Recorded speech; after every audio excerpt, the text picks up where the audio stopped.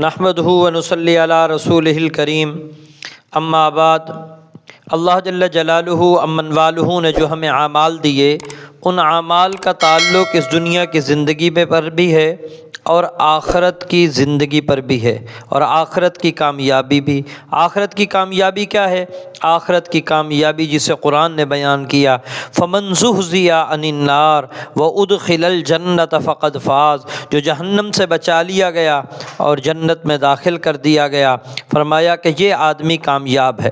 اور وہ کامیابی میں جنت میں لے جانے والے وہ کیا ہے؟ وہ اعمال ہیں۔ وہ اعمال، آدمی عمل اختیار کرے، نیک عمل اختیار کرے، بہترین عمل اختیار کرے۔ ان عملوں میں سے پہلا ایک بڑا عمل نماز کا عمل ہے۔ نماز کا عمل کہ آدمی اس نماز کا اہتمام کرے، پھر اس کے ساتھ نوافل کا بھی اہتمام کرے۔ اللہ کے نبی صلی اللہ علیہ وسلم کے پاس ایک صحابی آئے، آ کر عرض کیا، یا رسول اللہ صلی اللہ علیہ وسلم، میں یہ چاہتا ہوں کہ جنت میں آپ کی رفاقت ہو۔ آپ نے فرمایا، میری معاونت کر تو سجدوں کی کثرت کے ساتھ، یعنی تو سجدوں کی کثرت کر، نمازوں کا اہتمام کر، نوافل کا اہتمام کر، تو جنت میں میرا رفیق ہوگا، جنت میں یعنی تو میرا ساتھی ہوگا۔ اسی طرح فرمایا کہ آدمی دعا مانگے، کثرت سے دعا کا اہتمام کرے۔ دعا خود ایک عبادت ہے۔ بلکہ حدیث میں فرمایا اللہ کے نبی صلی اللہ علیہ وسلم نے، الدعاء مخ العباد، کہ دعا عبادت کا مغز ہے۔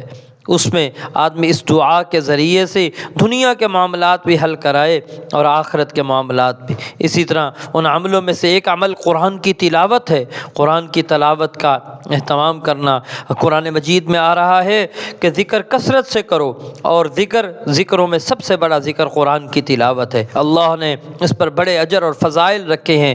اسی طرح جنت میں لے جانے والے عملوں میں سے ایک عمل صدقہ ہے، اللہ کے راستے میں خرچ کرنا ہے، خیرات کرنا ہے۔ فرمایا، لن تنالوا البر حتی تنفقوا مما تحبون، ہرگز وہ نیکی کو نہیں پہنچ سکتا جب تک وہ اپنی محبوب ترین چیز نہ خرچ کر دے۔ حضرت ابو طلحہ رضی اللہ تعالیٰ عنہ، جو مدینہ میں سب سے زیادہ کھجوروں کا باغ تھا، بڑا باغ تھا، کثرت سے اس کے اندر کھجوروں کے درخت لگے ہوئے تھے، آپ نے اسے اس آیت کے سننے کے بعد اللہ کے راستے میں خرچ کر دیا۔